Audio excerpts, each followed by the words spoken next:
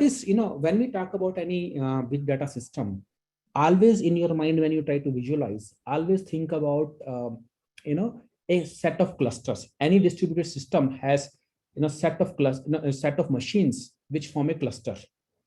And the processing happens on all those machines together. One processing is distributed over all those machines together.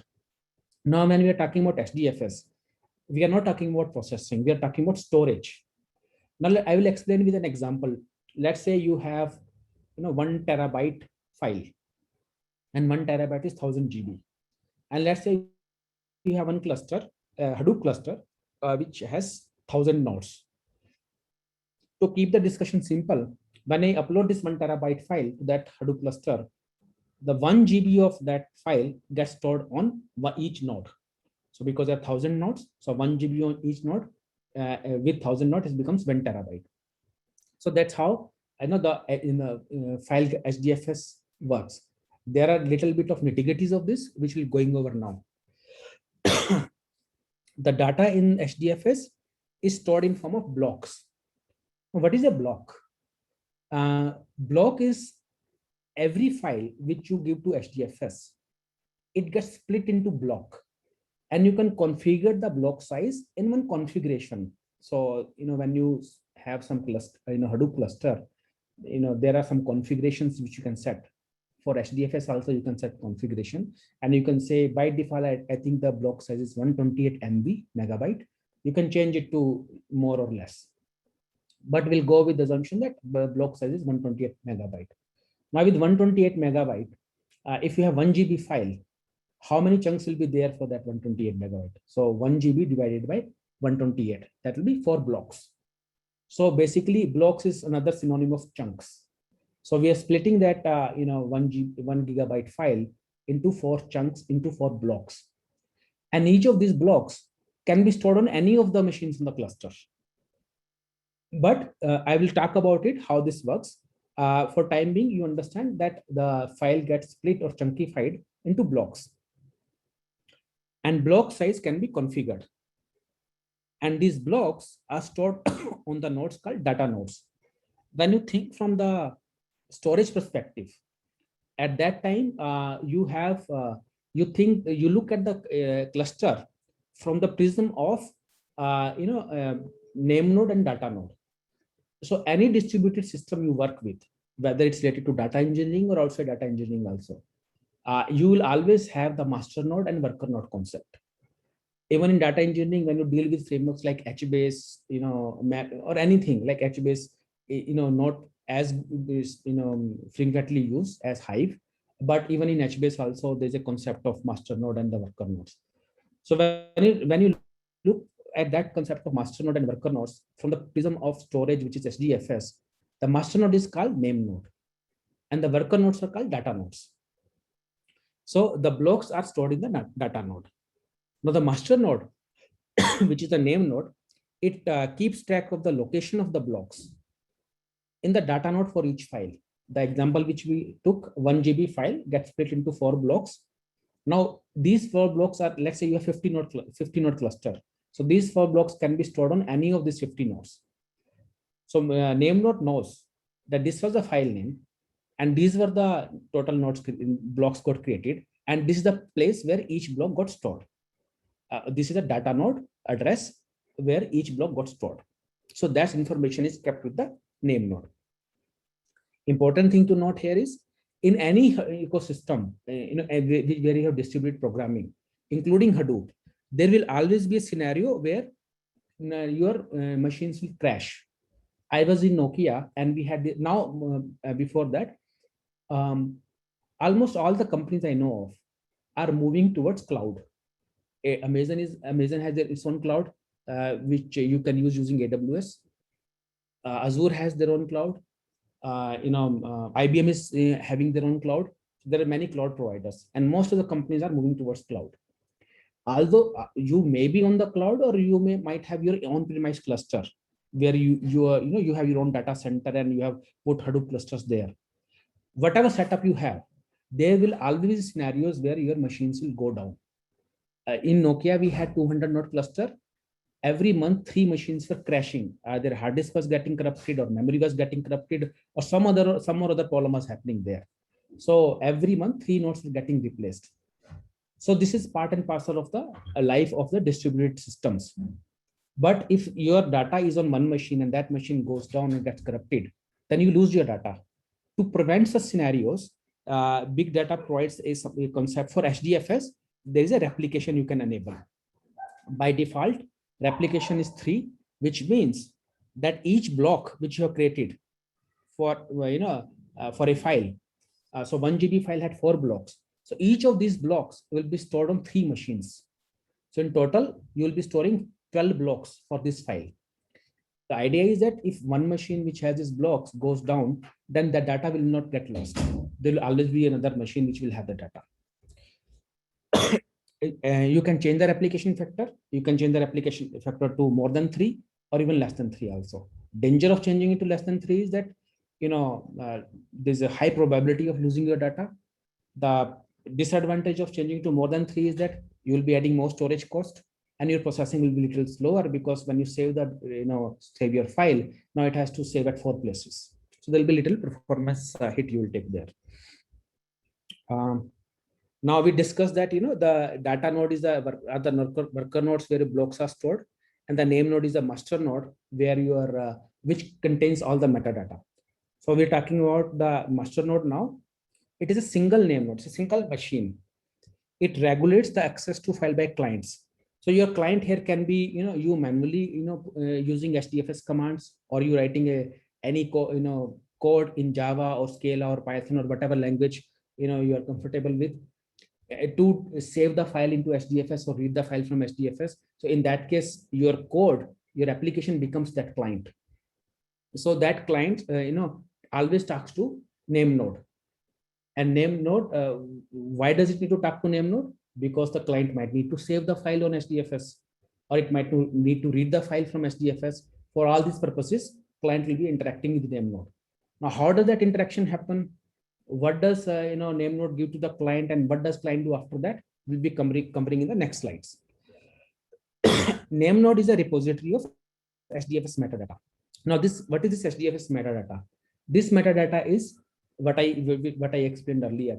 You have the file name, how many blocks that file has, where is the location of each of these blocks. So that information is contained in the metadata on the name node, and it is stored in the memory. It deals with client of HDFS to provide them the information about location of data blocks. I hope that was clear to everyone. This is at very high level. This is how the architecture looks like. You have this name node, which is a master node, and then you have this set of data nodes. Here there is some file which is this is the example from the HDFS Apache website only. So this is the file which has 3 replication factor is 3, and then it has set up some other information like what are the block, how many blocks, and all those things, and where each block is stored. That information is there. So your client always interacts with the name node and tries to for a file, because client will be contacting the name node with some file name, because it's trying to read or write some file. So it contacts with when it's trying to read the file, it will contact the name node. Name node will tell, okay, you're trying to read this file, and this file has these many blocks, and these are data nodes with these blocks are stored, and that client will go to those data blocks and read directly. Dhartesh, I will answer your question in a while. Now, by default, replication factor is 3. Now, what happens is we don't need to worry about these 2 points, but in our normal day-to-day development, when we do the development, but in hindsight, we should know how the internally HDFS is getting stored. If you take any data center, in data centers, by the way, I suggest you Google search on data centers, and if you can watch a YouTube video, it's interesting how machines are stored in data centers. So they have the concept of rack, and machines are racked in one over another in the rack, and the chance of if one rack collapses, all machine will collapse there. So for that purpose in mind, when you have a replication factor is 3, the 2 blocks two same blocks are stored on two different machines on the same rack, and third block gets stored on the different machine in the different rack. So rack is the place in the data center where you keep your machines. Like in data center, there are physical machines like AWS. You deal with AWS. AWS has their own data center. In their data center, they might put physical servers which are on a rack. So a rack, like in you have shoe rack, right? Or you have rack to store your clothes. So similar rack is there for the storing the computers also in your data center. This is the file write sequence. So you have a client. This HDFS client is a library. Like if you deal with Java, then it's a jar file. If you deal with Java Scala, it's jar file. If you deal with Python, then maybe it's some pip module or something. So now this client can be anything, a Java program, or me as a human trying to deal with HDFS or Scala program, Python program, or whatever. Now I'm trying to create a file here. So what happens is I internally talk to the HDFS client, which is a jar HDFS dependency in my code, and that HDFS client will connect me to the NameNode, and then NameNode will tell me. So when these things happen, HDFS NameNode, we go to the NameNode. This whole process goes to the NameNode with the information that I have the file with this much size with this name. So give me the data nodes where it should be stored. So what NameNode does is NameNode figures out, okay, this is 1 GB file, so maybe there'll be 4, and I have 128 GB block size, so there'll be 4 blocks of this, and the replication factor is 3. Let's keep it simple. If it has to store 4 blocks, then it will give the data nodes of data node address of these blocks, data node address to store these blocks to the HDFS client. Then what HDFS client will know is it will get the data node address. It will go and start writing the first data node. The moment it writes to this first data node, automatically, from that data node, process will be triggered to write into second data node, and similarly for third data node. So this is how the file write happens. The same is the case with file read. I'm trying to read that file. Then I go to the NameNode and I'll ask that I'm trying to read this file. Give me that file. NameNode will give the data node addresses where the blocks of this file are stored. Then HDFS client will take those data node addresses, read the blocks of this, combine that file together and give to the real client. Right? This HDFS client will do the magic of connecting to the data nodes, getting the blocks, and then giving the file to the client. Client will not ever know. Client, your Java program or me as a human will never know. Will need to know that which block had which data node had which block. It doesn't need to know. So NameNode, file system metadata. Again, NameNode is master node. It stores the metadata in the memory. What it does is whenever you are creating a file or doing some operation over a file, you updated it and then uploaded it back. So it puts that thing in the edit log. There's a file called edit log. That edit log file is stored in the local file system of the NameNode. The metadata contains the files in HDFS, and for each block information about which data node has which block stored. Basically, this is what I repeated earlier. And then I'll answer your question towards the end, man. The NameNode will contain the name of the files, how many blocks, and which data nodes have these blocks, and that's stored in the memory. And edit log file will contain all the information, which file got created and which blocks and all those things. Data nodes are slave nodes or worker nodes. These days there's no one wants to call anyone slave. So even in tech industry, slave nodes have been replaced by worker nodes. They store that when we give block to a data node, that block gets saved into the local file system. And the data node will keep reporting their blocks to the NameNode, so that NameNode knows that this data node has this block of this file. Yeah, someone raised a hand. What was the question? Any question anyone has? Okay. Now, the reason this data node reporting their blocks information to the NameNode is NameNode knows that I have this file, And this file has, for our discussion, let's say the file size is 128 MB, which has only one block.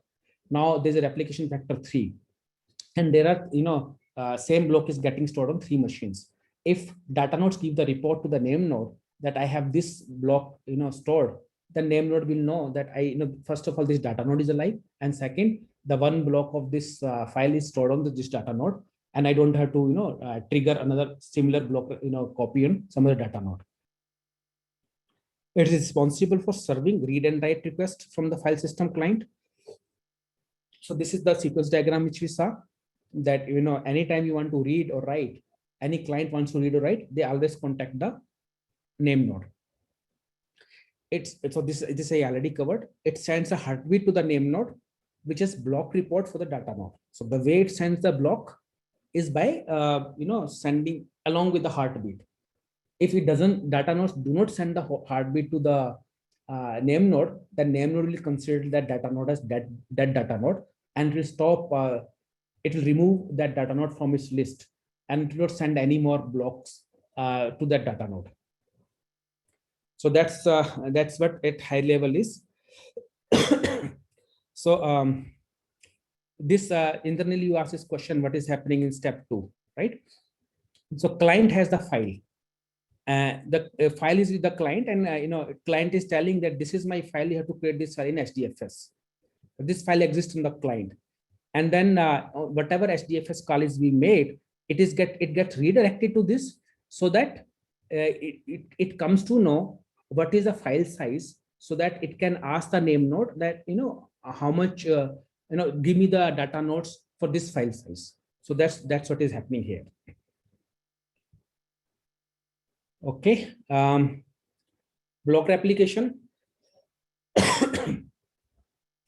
So in the name node, you have the file name, number of replicas, block IDs, and all those sorts of things. So for example, this is a file name. This slide is also copied from the Apache website of HDFS. Let's say you have this file name, and it has 2 replicas, and it has block 1 and 3. So if you see 2 replicas, see there will be for one there will be 2. One will be stored in 2 data nodes, one here and one here. 3 will be stored in 2 data nodes, one here and one here. This another file, by the way, has replication factor as 3, and it has these blocks, 2, 4, and 5. So 2 will be saved in 3 machines. One machine is this, second machine is this, and third machine is this. Same is the case with 4 and 5. Secondary name node, I think Rahul asked this question, and someone replied also. Rahul replied to some question, and that this topic is about that. When you have in any distributed system, like in this case HDFS, you have a name node. What if name node crashes? You remember I told you the machines keep crashing day and night, and name node will also, there's a possibility name node can also crash. So what happens then? I also told you that it stores everything in the memory. Then you lose all the data from the memory, right? So there's a secondary name node.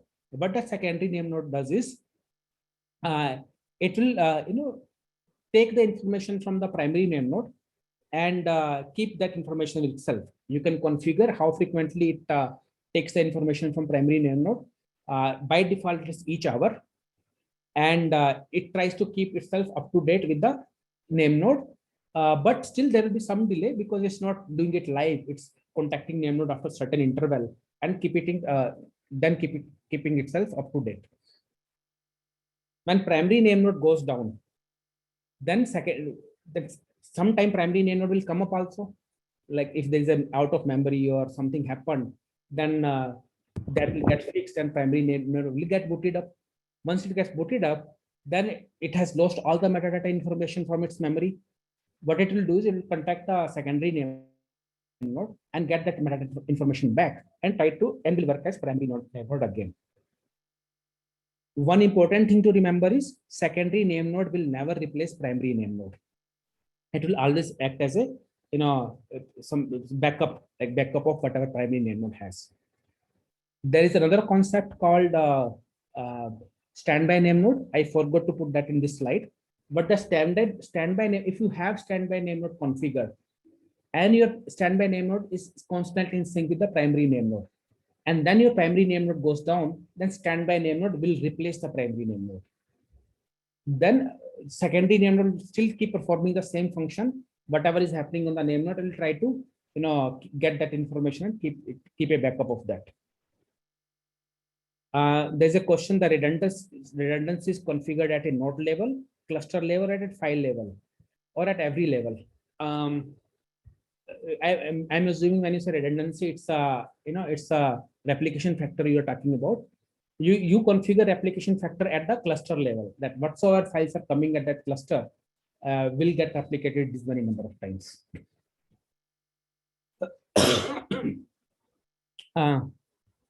This is Hadoop 2. If you have watched this recording of the same site earlier, you will know there was Hadoop 1 which had a lot of problems. To solve that problem, Hadoop 2 came.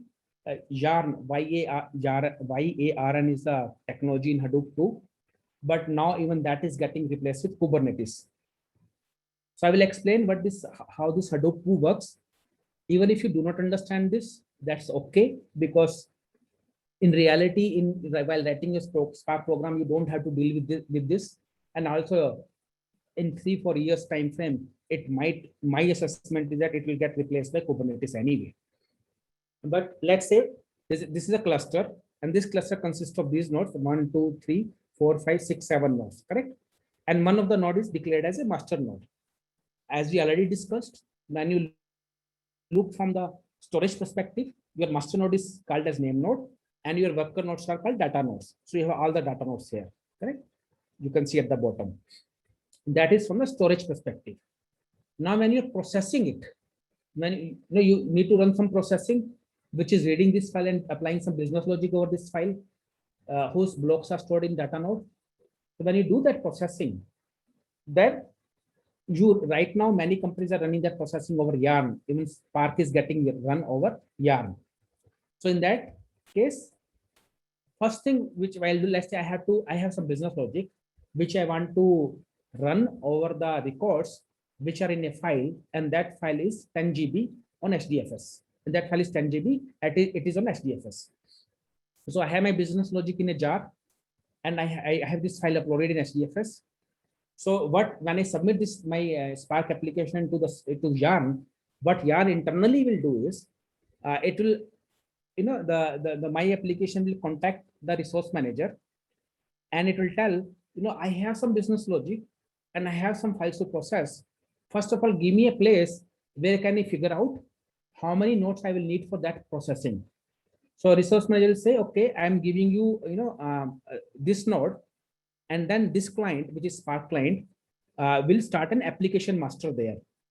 And what that application master will do is it will look at the file, it will look at some criteria and figure out that it needs, let's say, 50 GB RAM and 50 CPUs. Now this application master will go to the resource manager again and say, now I figured it out that I have this requirement of 50 GB and 50 CPUs. Now resource manager, what it will do is it will check out of all the nodes what all memory and what all CPUs available. These are the worker nodes. That resource manager will figure it out, and resource manager will tell this application master, okay, on this node and on this node and this node, I have this capacity available. So you take 25 GB RAM and 25 CPU from this node, and 20 GB RAM and 20 CPU from this node, and 5 GB RAM and 5 CPU from this node. So then application master itself will contact these nodes and will start their processing. These containers are nothing but the JVM. It's a JVM instances under which your Spark program is running. So that's how it works. I'll repeat it one more time. And if it's still not understandable, then no need to worry. Still no need to worry. Let's say this client is a Spark application. It has to run some processing over a file which in HDFS, but it doesn't know how much capacity, how much hardware capacity it needs. So first thing, it will contact the resource manager in Yarn and tell resource manager, give me one machine first where I can do my housekeeping work and figure it out how much capacity I need to process this 10 GB file. So resource manager will say, okay, I'm giving you this machine, run your application master here. So Spark will start this application master here. Only thing this application master will do is it will figure out to do this processing of this file, how many CPUs and how much RAM I need. How does it figure out? There are certain parameters you pass in the Spark configuration, or there are some default value. Based upon those, it figures it out. And the file size also. File size also plays a role there. Then based upon all these parameters, figures it out that I need 50 CPU and 50 GB of RAM. And then it goes to the, then application master itself, it goes to the resource manager and it asks that give me the nodes where I can get, 50 GB RAM and 50 CPU.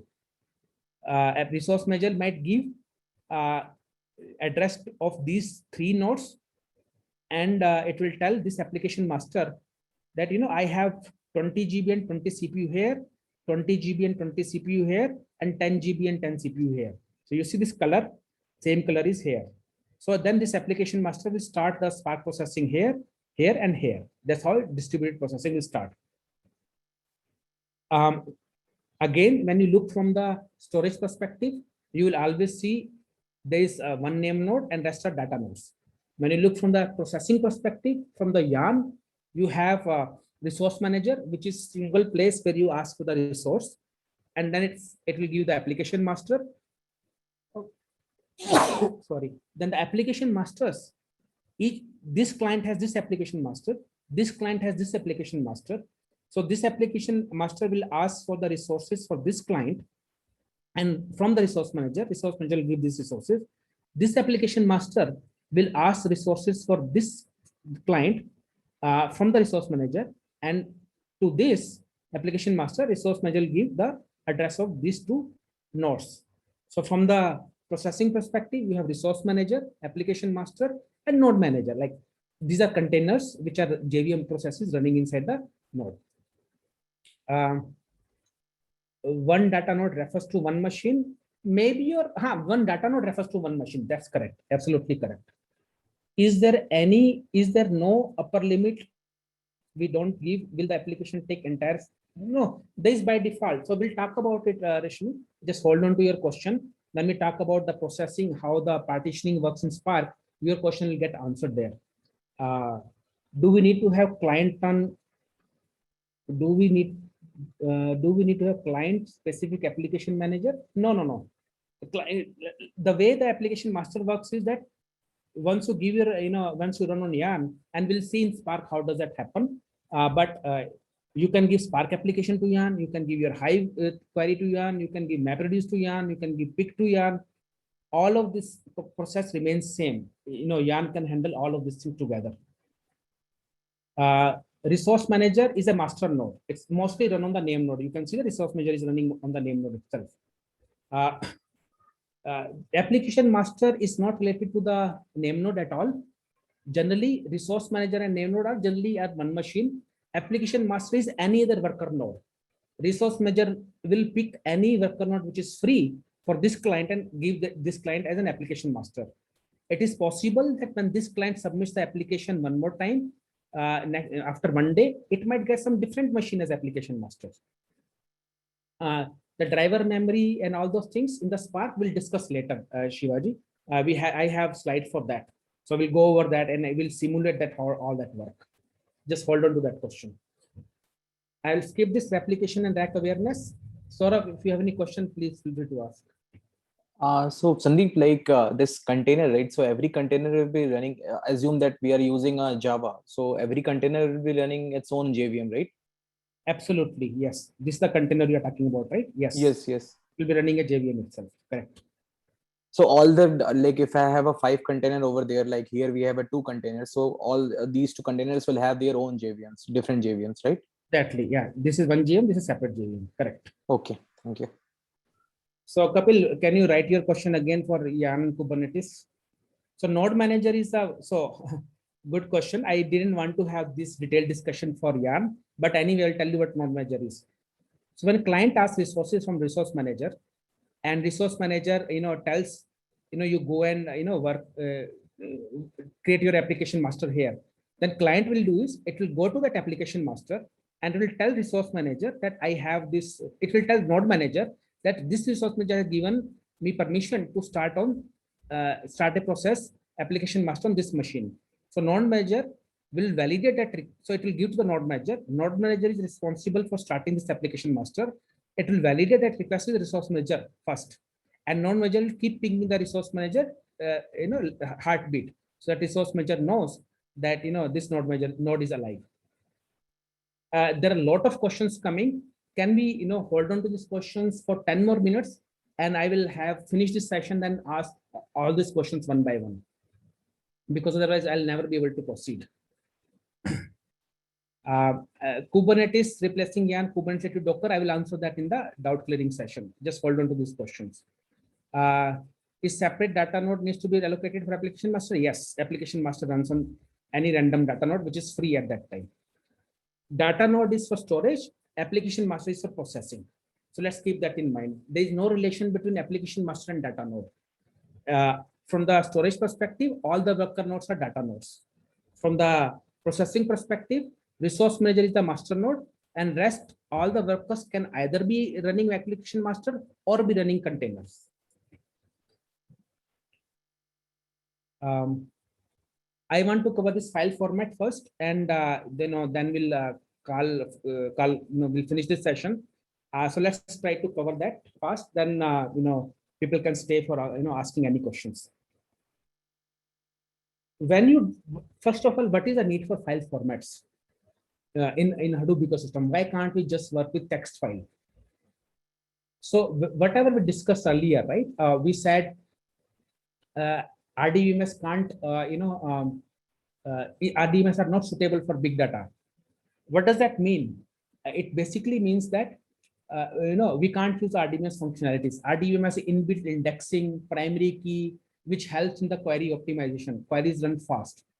Now, because we can't use any of this, but still in big data, we need some way of accessing the file in a most efficient way. And if time permits, in some session I'll go over one Parquet details of how Parquet stores internals of Parquet format.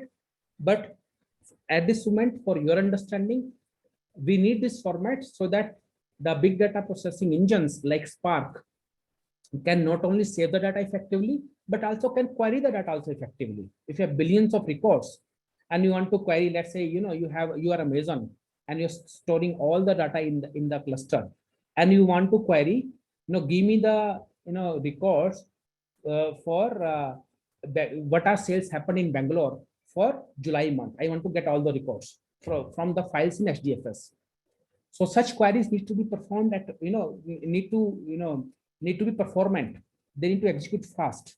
So so that's why there's a need for such formats coming up in the big data system, and we'll go into a little bit of details of each. This first is text format. It's plain text format. It is not used often. It is used mostly for testing, debugging, when you are doing some POC or something. This is ORC format. It's optimized row columnar, and it is very fast reading because of better indexing. The Parquet format, it came from Google, and you can go to orc.apache.org or parquet.apache.org or avro.apache.org and look into details of each of these. Parquet is for Google. It has its own format. It also has some way of row group and column chunk format, and we'll go a little bit into that. Avro is mostly based on JSON, and we are dealing with only JSON formats. Then preferably you can use Avro. If you do not know what is JSON format, it's a key value pair, and you can go do a Google search about that. So this is the comparison between Avro, Parquet, and ORC. What is schema evolution? Schema evolution is, let's say I'm getting data which has 10 columns, and after 1 month, there's a new column got added at the source. Let's say I'm getting this data from some server, and that server had this data which initially for 1 month 5 columns, and after 1 month it added 6 column also, which means the schema has evolved. So we need to add the 6th column on HDFS also, on the big data system also. So that's called schema evolution. Avro supports schema evolution, the best. ORC is the second, and Parquet is third. Compression. Here we are talking about huge big data. So compression is important, otherwise your storage cost will shoot up like anything. So ORC has the best compression, Parquet in middle, and Avro is minimum. Splittability, what is splittability? Split across multiple disks for scalability and parallel processing. So ORC has best splittability, Parquet and Avro medium. Where these frameworks are used often, Avro is used in Kafka and Druid. Druid is, I will not be talking about Druid, but it's some sort of data warehousing, in real time. Parquet is used in Impala, Arrow, Drill, and Spark. So we'll be working in Spark, so mostly we will do Parquet. And ORC is used in Hive and Presto. Avro is raw format, Parquet and ORC are columnar format. It's very efficient when you have more writes. It's efficient when you have more reads. Column format, I just want to spend 1 minute on column format, and I think then we'll call it a day. And then next session will start with Spark. So what is column format? Let's say you have a table which contains billions of records, and let's say it's customer table.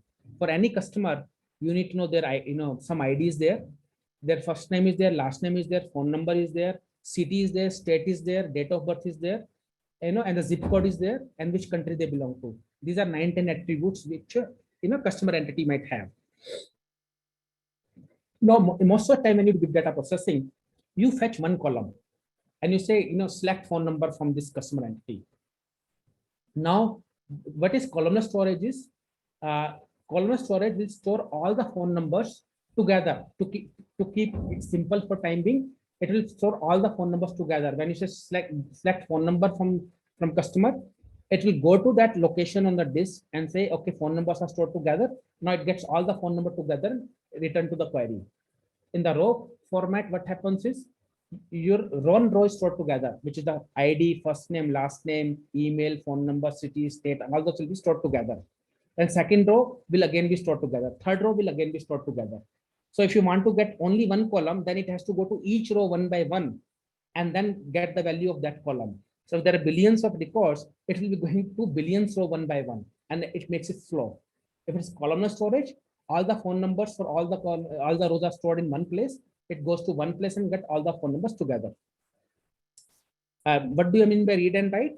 Parquet is more efficient when you have less write and more read. Same is the case with ORC. When you have more write and less read, then Avro is efficient. I think let's stop it here. I will pause the recording now and I'll give you a chance to ask questions.